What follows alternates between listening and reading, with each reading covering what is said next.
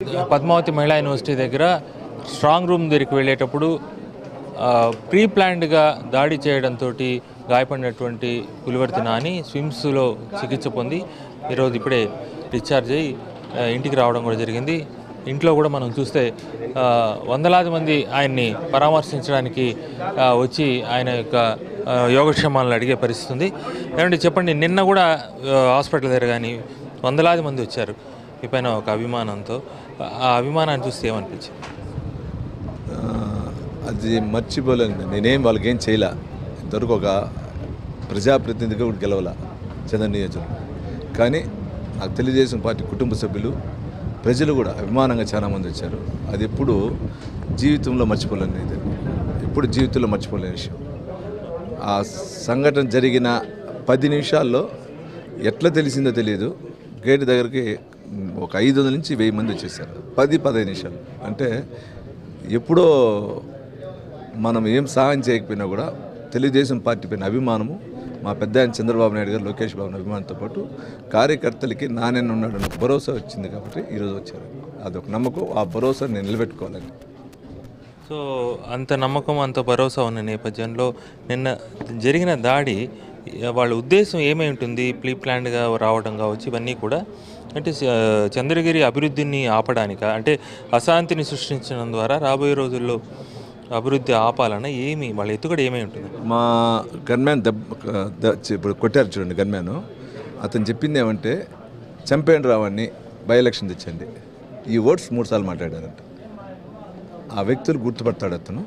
ఇదే వర్డ్ అంటే అర్థం ఏమంటే చంద్రగిరి నియోజకవర్గం డెవలప్మెంట్ రాకూడదు, చంద్రగిరి నియోజకవర్గం డెవలప్మెంట్ జరగకూడదు, ఇక్కడ కుటుంబ పాలన జరగాలి, బానిసలాగా బతకాలి చంద్రగిరి నియోజకవర్గంలో. నిన్న ఓడిపోతామనేది ఒకటి వాళ్ళకి నమ్మకం వచ్చింది. అశాంతి సృష్టించి నన్ను ఏదైనా మర్డర్ చేస్తుంటే అది నిన్నవుతే నేను ఈరోజు మీతో మాట్లాడుతున్నా అంటే దాన్ని ముఖ్యంగా మా గన్మ్యాను, నాతో ఉన్న పిల్లోళ్ళు వాళ్ళు కాపాడారు. అసలు ఊహించారా ఇట్లా? మరి ఎప్పుడైనా ఈ కల్చర్ ఉంటుందని, ఇట్లా దాడి జరిగే కల్చర్ కానీ? నిన్న జరిగిన సంఘటన అండి సేమ్ పులివందల కడపలో జరిగిన సంఘటన అండి. కర్నూలులో ఎట్లా ఫ్యాక్షనిస్ట్లో సేమ్ అండి.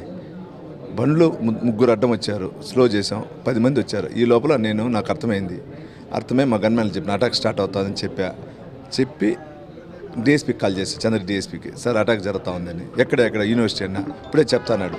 ఈ లోపల సైడ్ డోర్ నుంచి కత్తి పెట్టుకొని ఒక అబ్బాయి వచ్చాడు. ముందు ఒక 5 మంది వచ్చారు. వచ్చింది బ్యాక్ సైడ్ బండ్లు కొట్టుకుంటూ వచ్చారు.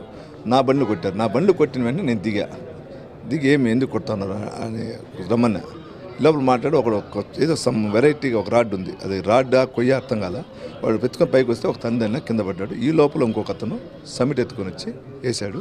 సమిట్ వేసినప్పుడు ఇక్కడ పడింది, ఇక్కడ పడి నేను ఇట్లా చేయి ఇట్లా షోల్డర్ పైన పడింది, కింద పడ్డప్పుడు మళ్ళీ కత్తితో అయిపోయారంట. అప్పుడు మా గన్మ్యాన్ ఫైర్ చేస్తున్నాడు. మా గన్మ్యాన్ కానీ ఫైర్ చేయకుంటే కత్తి వేసుంటారు అంటే ఇంకా ఆల్మోస్ట్ లేదు కదా. ఈ లోపల గన్మ్యాన్ ఎప్పుడు ఫైర్ చేస్తారు, గన్మ్యాన్ లాక్కున్నారు. ఈ లోపల మా పిల్లలు నన్ను అట్లే లాక్కొని బండ్లు వేసుకొని ముందు మా వెహికల్ డ్రైవర్ దిగి ఎదురుగా అటాక్ జరుగుతూ ఉంటారు కదా, అంటే మా బండిని గుద్దుకొని వెళ్ళిపోయారు అక్కడికి. ఇది జరిగింది ప్రీ ప్లాన్గా. ముందు బండ్లు, వెనకాల బండ్లు ఏదో రెడ్ కలర్ కారు, ఎవరితో తెలీదు, పోలీస్ ఐడెంటిఫై. దాంట్లో సమిట్లు, 2 మూటలు బీర్ బాటిల్ గౌతంతో పోస్తానే నేను చూసే కలరా. మా చుట్టూరు ఉంటారు పిల్లలు, వాళ్ళు నా దగ్గర రాకూడదని బీర్ బాటిల్తో కొట్టారు వాళ్ళని. అంటే తలకు కొడితే దెబ్బలు తగులుతాయి కదా, రాళ్ళు బదులు బీర్ బాటిల్తో కొట్టారు. అప్పుడు మా వాళ్ళు చెల్లచెదరయ్యారు. అప్పుడు అటాక్ స్టార్ట్ చేశారు. సో ఈ రకమైన వాతావరణం, ప్రతి దాడులు అనేటువంటిది కొనసాగితే ఏమవ్వాలి? తిరుపతి పవిత్రత కానీ దీనికి ఎట్లా? మీకు చెప్పాను సార్, 2019 ఎలక్షన్లో కూడా ఎలక్షన్ ముందు రోజు వరకు అతను చాలా నటిస్తాడు. అతనంత నీతి నిజాయితీగా, అతనంత దేవుడుగా, ప్రజలకే మేలు చేసే రౌడీజం తెలియని వ్యక్తిగా ప్రవర్తిస్తాడు. ఎలక్షన్ అయిన నెక్స్ట్ డే స్టార్ట్ చేస్తాడు. 2019లో కూర్చోండి, పోలింగ్ అయిన రోజు మా భార్య పైన అటాక్ జరిగింది. నిన్న కూడా 24 నిన్న కూడా మధ్యాహ్నం నుంచే స్టార్ట్ అయింది. అన్ని బ్రాహ్మణ కాలంలో ఫైరింగ్ చేసేట్లు చేశారు. కమ్మకండిగా బూత్ ఉంటే ఆడ కొట్టాలని, ఇదే వీళ్ళు వచ్చి కమ్మకండిగా కొట్టాలనుకున్నారు. దాని తర్వాత ఇంకోటి కాసిపెంట్ల, దాని తర్వాత మా ఊరు, దాని తర్వాత శేషాపురం ఇట్లా చేస్తానే వచ్చి నేను అందరూ అజయ్ ఏం మాట్లాడొద్దండి, వదిలేయండి ప్లీజ్ రిక్వెస్ట్ చేసిన. మా వాళ్ళు నన్ను ఒక విధంగా అయితే విసుక్కున్నారు కూడా, విసుక్కుంటే కూడా ఉన్నిండి వదిలేయండి అని చెప్పి. అంటే ఎందుకు చెప్తున్నా అంటే రెచ్చగొట్టు ఏదైనా చేయాలనే ఉద్దేశంతో వచ్చారు. వచ్చి నిన్న ఇంక ఇదంతా కుదరదు, నానిని చంపితే బై ఎలక్షన్ వస్తుంది, మనం ఎమ్మెల్యే అవ్వాలి అంతే. ఆ ఒక్క దీంతోనే రాత అనేది చంపేది, రాత ఎవరు చేసి దైవ నిర్ణయం కదా. నేను చచ్చిపోయేదానికే దిగా, ఇంకోడైతే బండి దిగడు. ఏమైతే నేను వస్తే భయపడను, భయపడి వస్తే బండి దిగేసి పరిగెత్తలు ఉంటాను, నేను పరిగెత్తల. మీ యొక్క భవిష్యత్తు కార్యాచరణ ఈ సంఘటన పైన కావచ్చు, ముందు ముందు మీ భవిష్యత్ కార్యాచరణ ఎలా అనుకుంటున్నారు? అధికారులు ఉన్నారు, పోలీస్ అధికారులు, ఆ యంత్రాంగం చూసుకుంటుంది, మిగిలిన కాలం నిర్ణయిస్తుంది. మనకేం తెలుస్తుంది, పోలీస్ అధికారుల చేతిలో ఉంటుంది, కాలం నిర్ణయిస్తుంది. నేనైతే చంద్రగిరిలో ప్రశాంతత కావాలి, ఇక్కడ రౌడీజ్ ఉండకూడదు. పులివెందుల కడప సంస్కృతి నాకు వద్దన్న. మీరు చూసుంటారు 20 days ముందుకు నేను ప్రెస్ మీట్ పెట్టా, nomination next day. Chandragiri Chittoor సంస్కృతి కాదు, చంద్రగిరిలో వస్తూ ఉండేది కడప పులివెందుల సంస్కృతి అని.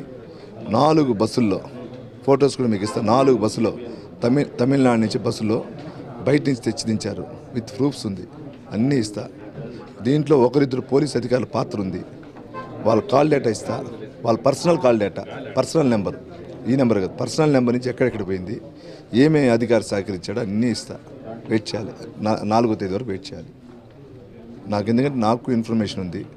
నిన్న ఒక విక్టరీ బార్లో కూర్చొని ఇదంతా తాగి వచ్చారు. బైపాస్లో ఉన్న విక్టరీ బార్లో 100 మంది తాగిచ్చి దానికి డబ్బు ఎవరు పెట్టుబడి పెట్టిందో నాకు తెలుసు. దేవుడు నిర్ణయిస్తాడు. నేనైతే రౌడీజం చేయను, నేను ప్రశాంతంగా ఉంటాను. ఈరోజు అది ఉన్నాను కాబట్టి నన్ను దేవుడు కాపాడాడు, మిగిలిన కాలం నిర్ణయిస్తారు. రెండు విషయాలు ఫైనల్గా, మీ నియోజకవర్గంలో ఉండి మీ అభిమానులకు, తెలుగుదేశం కార్యకర్తలకి ఏం చెప్పదలుచుకుంటున్నారు? రాష్ట్ర వ్యాప్తంగా కూడా ఇదే విధమైనటువంటి దాడులు ఒక ప్లాన్డ్గా జరుగుతుంది, సో వాళ్ళకి ఏం చెప్పదలుచుకుంటున్నారు? తెలుగుదేశం పార్టీ కుటుంబ సభ్యులకి, ప్రజలందరికీ పేరు పేరు నమస్కారం. వాళ్ళు ఏమి చేసినా మన కంట్రోల్గా ఉందాం.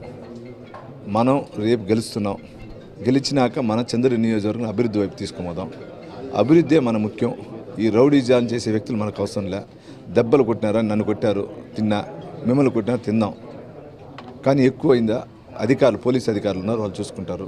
మన అభివృద్ధి నిలవకుండా మనందరూ ఐకమత్యంగా 4వ తేదీ వరకు ఉండి, 4వ తేదీనాక మనందరూ కలిసి అభివృద్ధి వైపు ముందుకు పోతామని కూడా ప్రతి ఒక్కరు కూడా కోరుకుంటాం. ఓకే, చాలా గొప్పగా ఆయన చెప్పడం జరిగింది.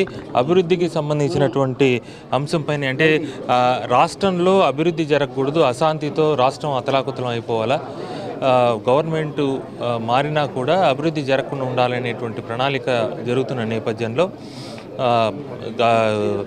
హత్యాయత్నానికి గురైనటువంటి నానినే స్వయంగా ఈ ట్రాప్లో పడకుండా అధికారులకి అప్పచెప్పి కక్ష సాధింపులకి, లేదంటే మళ్ళీ వాళ్ళు రెచ్చగొడితే దీనికి కాకుండా వెళ్దామని చెప్పి ఆయన పిలుపునేయడం, అది చంద్రగిరి నియోజకవర్గం కాదు, రాష్ట్ర వ్యాప్తంగా ఉన్నటువంటి తెలుగుదేశం క్యాడర్ కూడా అభివృద్ధి వైపే నడవాలని చెప్పడం ఆలోచింపజేసే విషయం. వీడియో నటరాజుతో దినేష్, ఏబినాంజ్యోతి, తిరుపతి.